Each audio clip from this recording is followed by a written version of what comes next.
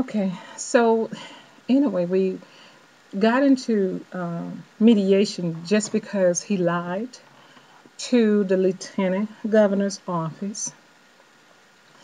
And it was so strange that day. I was at the first of the year, this year, 2011, when the governor, Nathan Deal, got into office. It was right, well, he had won the election, and this was around in December, the end of December. And so I went there and pleading for help again. And I knew when we had our new governor, I was going to be sure to pray and get some results about my situation with my home. And so there I entered the lieutenant governor's office, and I'm just persistent to make sure I try to get something done. And that's when the staff attorney, Michael Smith, we had him on a speakerphone, and he actually said it that the attorney, excuse me, but the judge here in Clayton County was going to handle it. He was looking in other words, he was going to make a decision without me presently being there. And so I asked the representative that was helping me at the lieutenant governor's office. I said, I didn't know judges make those kind of decisions and the person is not there. And he was kind of shocked too to hear that coming from a staff attorney.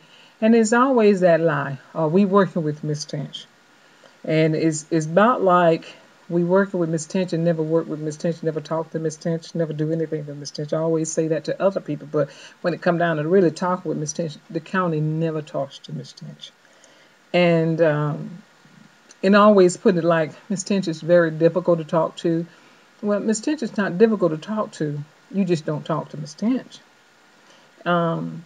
If you call for a meeting to talk with Miss Tench will talk. But if you don't call for a meeting to talk with Miss Tench, well, of course, naturally we're not going to be able to talk because nobody's talking. I'm always putting my hands out saying talk to me, but the county never talks to me. If they talk to me, I have so many letters that I've written to them, but when I get the response back for them, the response on their end, it's always confusion. It's always one thing, then it's not that, and they'll say this and change their mind. And if anyone knows politics, you know how politics like to say one thing and turn around and say something else and never keep their word on what they say and what they do. Basically, that's what the problem I've been going through with these years with Clayton County. Promise to do something and never keep their word on what they're going to do. Just torturing. Basically, what it is has been torturing. And it has gotten to a point, this torturing has gone just a little bit too far. It has gone to the point that when you look at your children, it has affected my children's life. And it has affected my life too. I have always dreamed of enjoying my children, just like any other parent wants to enjoy their children. Just I want to be the parent to look back at my children's life and say, I really enjoy my children. I look at my children now and says, what's such a pain have they have gone through? And knowing that people could be so mean and so hateful in this world today, and how you have people who are in leadership position play games with people's life, you know, and they almost playing it like someone on the street playing dice, playing dice with people's life. And it's sad. It's sad. It's really sad that, you don't have to do anything to people, but they will surely come after you. And it's so sad that you could try to get into all these organizations and saying, help me. Could you help me with this, or could you help me with that? And when you go in these organizations, it's the same people. just circling in the same organization. And it's almost like the organization is just protecting the people that's a part of the organization, but you're not protecting the people. And I really have a problem with that. If you go to uh, NAACP, Rainbow Push, People of Agenda, I've been in all those. And the thing that I hear the most, we can't help you. Ain't nothing we could do with that. That's serious. And we don't have no one that has the strength to be able to fight that. Well, the reason why you don't have anyone that can help in a situation like that, because you're part of the situation. You can't be a member of something. You can't be a member of something and then turn around and say, I got a solution to it. Do that make any sense? Um, you want to help him, but you can't. Um, Even to this problem that I'm in, this problem that all surrounded by my house situation, I fight back, and then all of a sudden you go retaliating with my children, to the point you want to mess with the education. Then, if it's not the education, you want to try to block me out the school. Then not that. If my children wants to set up a business of their own, then you don't want them to be a part of it because of who I am. If not that, then you want to try to put my children in jail. This thing has gotten to the point. It's like, and I'm talking too. It gotten to a point where you affected my children because of something I'm fighting you. I didn't. I didn't come to bother you. I didn't touch you. I didn't do anything to you.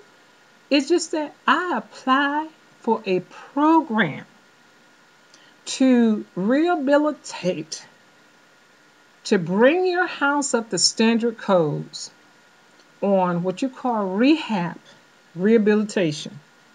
If this is what you call rehabilitation, to the point that I know the program and how the program's supposed to operate, and you're not going by strictly how this program is being operated, and you want to take this here federal funds and put it in your pocket, well, why don't you just put the funds in your pocket and call it a day? But you're not going to say you're going to put it in your pocket and then take my house too at the same time. That ain't going to work. That's base ain't going to work now. Because I'm not going to sit back and let you take both of them. You know, if the program is made to help low income families, let it do that. But then when the program comes out saying you're going to help families in need, let it do that.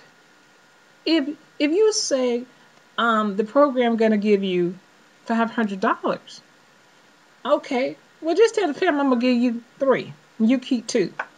But don't say you're going to give them five and you want to keep the five in that too. You can't do that. You cannot do that. And I look at it like this, especially here in Clayton County.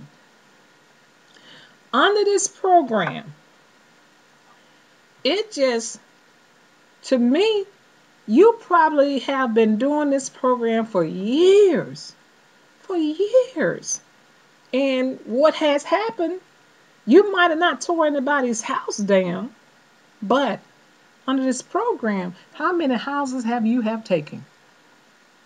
How much money under these programs you have taken that you said you done for the people, and you really didn't do it for the people?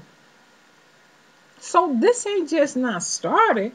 And to me, the best thing this county could have done, if they didn't want no trouble from Miss Tinch, all they could have did, it says, all these houses in Clayton County, all these houses Clayton County have, Miss Tinch, go and pick you out a house. Best thing could have did, Miss Tinch, go and pick you out a house. You could have kept this rental money, that hotel money, and put it somewhere else, but not just continue, just keep this thing dragging on. Miss Tinch, the county got plenty of houses. Put the lady in the house and call it a quit. That's all I've been saying. Where's the house? No, but you don't want to do that. You don't want to give a house. You got my furniture and you got my daughter's car. And then now I don't even know where the car is. The furniture, you don't know what kind of snakes and stuff is living underneath of that furniture in a tin warehouse. With spiders was so terrible in that place when I went in there. I would be afraid what's living underneath of there. That's the thing about it. And that's not a private facility. But you want me to? And listen, they want me to waive my children's rights. They want me to waive my children's rights. Mm. But my son got bit by a rat in the house. I mean, he got a big chunk out of his neck. But the county don't want me to talk. Oh no, they don't want Miss Tish to talk. You see what I've been through? Then they turned around. Just didn't leave that hotel on my own. And I get so tired. Oh, she left the hotel